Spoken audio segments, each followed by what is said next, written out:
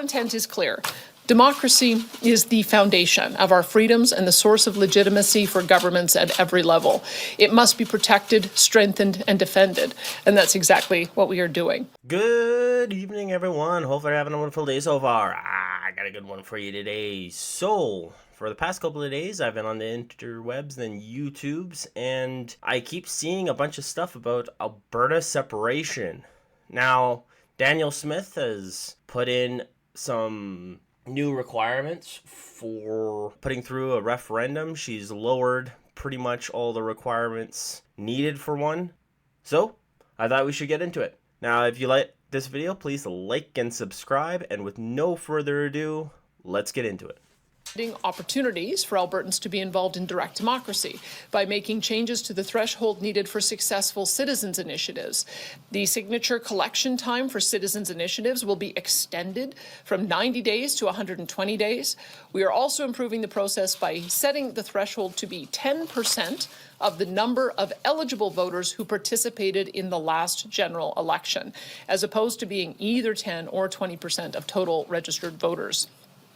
Additional amendments will update rules to make it easier for Albertans to hold their elected officials accountable through MLA recall. These changes would extend the recall signature collection time from 60 days to 90 days and lower the signature threshold to be 60% of the total number of electors who voted in the electoral district in the most recent election, as opposed to 40% of the total number of electors in the riding. Recall legislation and citizens' initiatives give Albertans more ways to be directly involved in democracy and to have their say on issues that matter to them. There are many more changes in the proposed bill, and Minister Mickey Amory will provide more details about exactly what they cover. But our intent. And so, yeah, this was first put forward by Jason Kenney, who used to be leader of the UCP, and pretty much it was a joke before because the requirements were way too high. I think it was something in the realm of you needed 600,000 signatures to even propose a referendum, and it was near impossible to get that. So there is a quick thing that my math, bringing the requirement down from 20% to 30% would be, with the amount of votes that we got from this election, we would need 300,000 votes to put this referendum through. But more knowledgeable people on the interwebs are saying it's 170,000. So I'm going to go with that number for the rest of the video. Now let's skip to the question and answer period. Hello, this question's for the Premier. Madam Premier, do you agree with some of your fellow Conservatives that Premier Doug Ford and Corey Teneycke are at least somewhat to blame for the Conservatives falling short in last night's election, given their multiple unsolicited interjections during the campaign? All I can tell you is I tried to keep myself out of the federal election. I know the media kept on trying to draw me in. I felt that this was an important contest for the leaders of the federal parties to fight out, and they did. I have a relationship with Ontario Premier Doug Ford that is very constructive at the Council of the Federation, and I'm hoping that continues. Just a quick follow-up. Does a Liberal victory with the Liberal track record on resource issues and Alberta-Ottawa relations, does that increase the prospect of you calling an early election either sometime before the end of the calendar year or in 2026? Well, I still have a 2.5-year mandate. Minority governments don't tend to last very long. So it may well be that we're already into an election before I face re-election. So I don't really see any reason to go into an early election. Thanks, Raheem. Operator, could you put through our next caller? Yeah, so on the Doug Ford front, I don't know why he thought it would be prevent to interject on how Pierre Poilievre was running. I mean, the federal Conservatives, they were all quiet. They kind of simmered down on all of their rhetoric and stuff when the Ontario election was happening. So you'd think Doug Ford could give the federal Conservatives the same treatment by just shutting up and not saying anything. Just be like, hey, it doesn't matter what I say because the provincial government, the provincial Conservatives are different from the federal Conservatives. So I'm not going to get into this. Or just say exactly what I said. Caller, please. Rick Bell with Post Media. Good afternoon, Premier. A real simple question. I realize you're not advocating for Alberta separation, separatism, independence, or anything like that, but what is your reaction to the fact that the level of frustration among many Albertans has gotten so strong that some people are at least talking about, thinking about, pondering, debating an option such as leaving Canada? Well, what is your reaction to that? Well, I think Albertans are hurt and betrayed. That's how I think Albertans are feeling. I think Canada as a whole got a sense of that feeling of hurt and betrayal with the way the Americans are treating us right now. But we've been treated that way for the last 10 years. Treated like our interests don't matter, treated like our economic imperatives aren't important, treated like we should be just shut up and just be satisfied with whatever the central government decides to do, regardless of whether it's constitutional or not. I think that's what you were seeing in this last election. And I think Albertans want to share my view that we want to be able to have Alberta sovereignty within a united Canada. But we also would like to see Team Canada be on Team Alberta for once. And that's what, when I say I live in hope, that's going to happen. It hasn't happened for the last 10 years. And so that's part of the reason why I think Albertans are frustrated. I think that they were hoping for a big change and they didn't get it last night. So I'm going to do what I can to work with the current government, as I always have, to find areas of common agreement and to try to address those things that have been causing some of that feeling of betrayal and hurt. And hopefully we'll be able to forge a stronger approach with our fellow premiers and a recognition from the federal government that they've got to honor the Constitution. And my follow-up question is, there's already, I guess, an article popped up just as you were speaking about the Bloc Québécois offering to help Carney to stay in office, provided he does certain things, one of which would be, of course, not talking about pipelines going through Quebec as an example. So my question is, how do you feel about the prospect that the Bloc Québécois could, on many issues, prop up the Carney government if it turns out that they are in fact a minority? Well, I guess the Prime Minister has a choice to make then, because that's not what he got elected on. He got elected on ensuring that we had economic corridors that would be able to get all of our products to market, including oil and gas. And so that's what I would expect to work with the Prime Minister on, and I would expect all the premiers to as well. As remember, the Bloc Québécois wants to break the country up. They want to destroy Canada. And so it doesn't surprise me that the opening position of the Bloc leader is to take a position that would be destructive to Canadian unity. So I don't think that Prime Minister Carney should play that game. I think that he should look at the mandate that he got as one to work with the premiers on the communique that we signed before going into the election. Thank you. And we have... And yeah, there goes in the Bloc Québécois with their anti-Western talk. I don't even know why they're a party, but is what it is. But this is a big thing about why I actually do like Danielle Smith, is she allows, especially through these referendums, Albertans to take more of a proactive approach to where their lives are going to go. We can vote to make our government do things we want them to do outside of an election period, if we have the initiative to do it, which I don't think I've ever seen a politician in Alberta do. So she's pretty much just there, standing there and saying, hey, if Albertans want to separate, then that's what we'll do. If they don't, I'll be fighting the feds the whole way. And I think that's how a politician should act. They should recognize that they do serve the people. They don't serve themselves. So if the people want something, then they have to push for that. Time for one, maybe two more questions. We'll go to Global and then, yeah.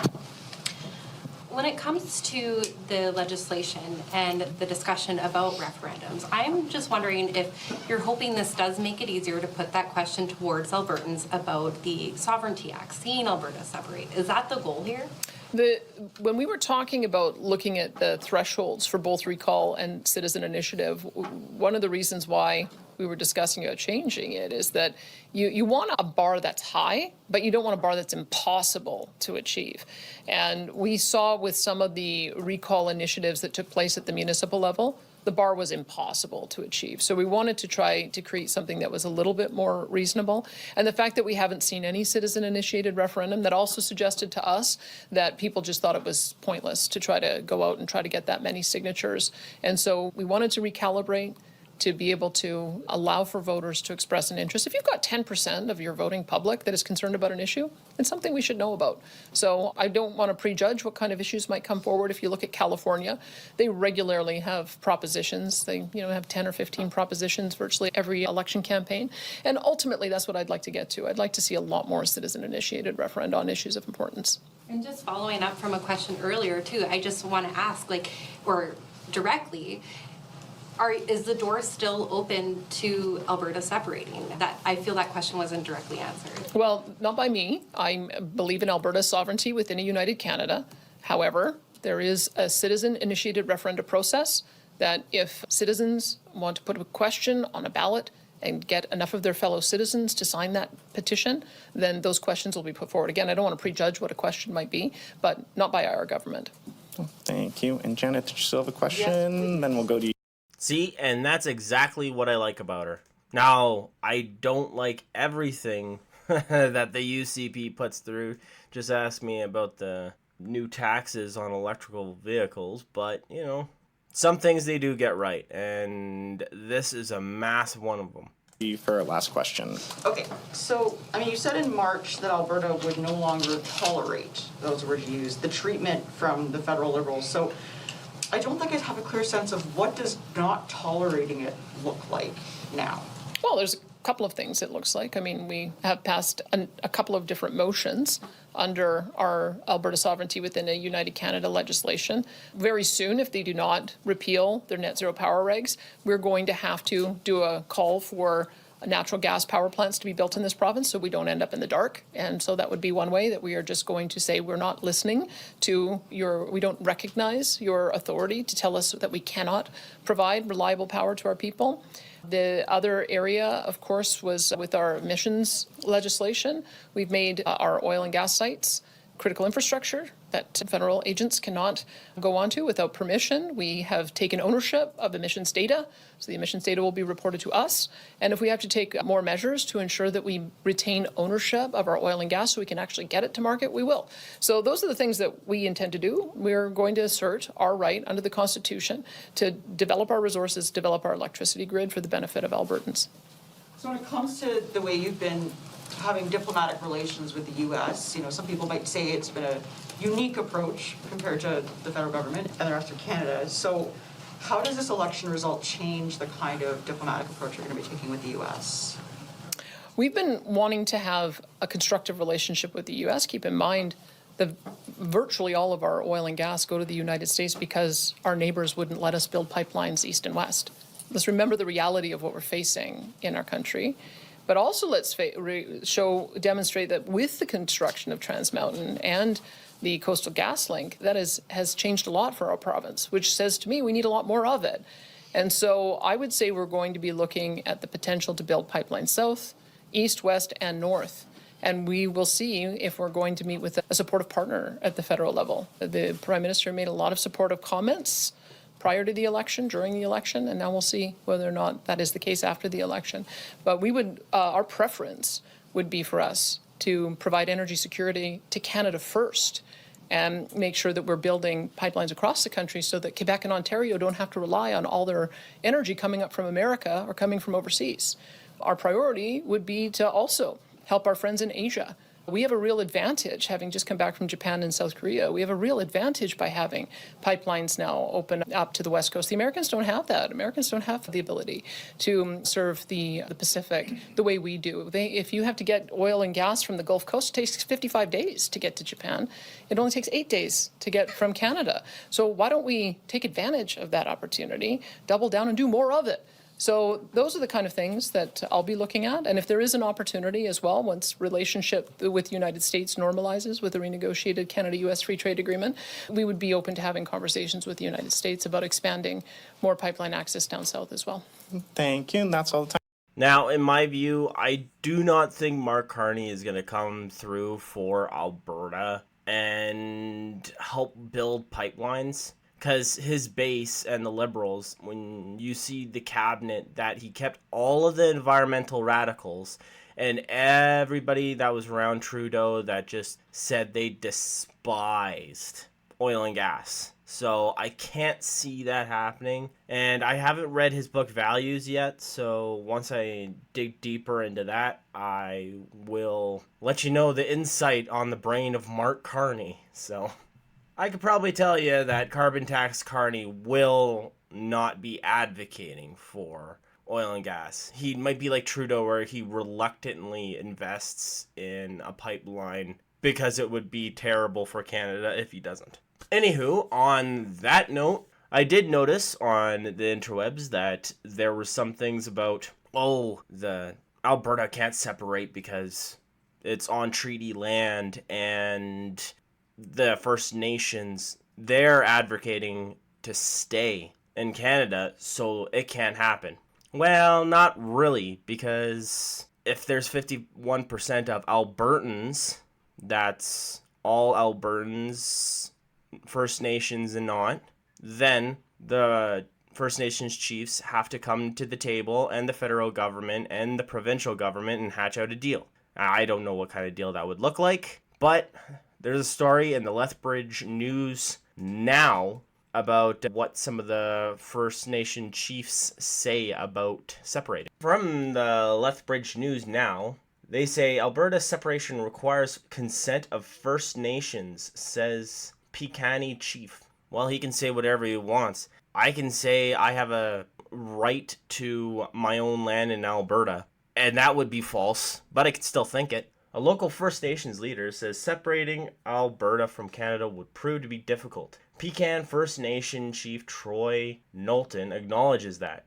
In the wake of 2025 federal election, regional tensions in Alberta have been exacerbated. He believes that Daniel Smith is trying to set the table for Alberta to legally exit the country. Back in March, Smith said, "What's next? How the people are feeling, and if there's referendum issues, they would want us to put that on the table." Knowlton said in his statement that separatist organizers could reach the new requirement for signatures. Regardless of these issues, Knowlton says that treaty rights must be respected, and that proceeding down a path towards separation cannot be undertaken without the consent of First Nations, or Alberta's First Nations. So yeah, that's not really how it works. All the First Nations have a vote in Alberta, and you pretty much, it is what it is, right? It doesn't mean that 51% of Albertans vote, and if we vote to separate, the First Nations can veto it on treaty rights. That's not how this thing works. But what might happen is, if the First Nations don't want to leave, but Alberta does, so they'd go to the negotiating table with the federal government, and then there might be, I don't know, and if the First Nations are adamant about it, then there might be pockets of Canada inside of Alberta, or something like that. I don't know how it would happen. Smarter people than me would have to hatch that out. He goes on to say, the chief says he will aggressively protect treaty rights and the inherent rights of Indigenous peoples and require the Crown's obligations to First Nations be honored and fulfilled. Well, that's the thing. Does he not think Alberta could fulfill that? What would be the difference between the federal government fulfilling it and Alberta? Now, I'm not First Nations, so there might be something saying, like, in those treaties that Canada has to do this and Canada has to do that. And if Alberta separates, those treaties don't say Alberta. So they might be worried that those treaties will be null and void. I'm not sure. Or I know I've seen some YouTube videos of something that I don't know if it's important to all First Nations, but to some Indigenous people, they don't particularly like showing their passport when they travel between countries, when they're hunting on their ancestral grounds, or they're pretty much traveling along their ancestral routes, which I can totally get down on. So that might be something they'd just like I said, have to hatch out and say, okay, you can have a Canadian and an Albertan passport, right? And then we'll give you like an First Nations ID, and then you could just show that at the border, and then you could just walk right through.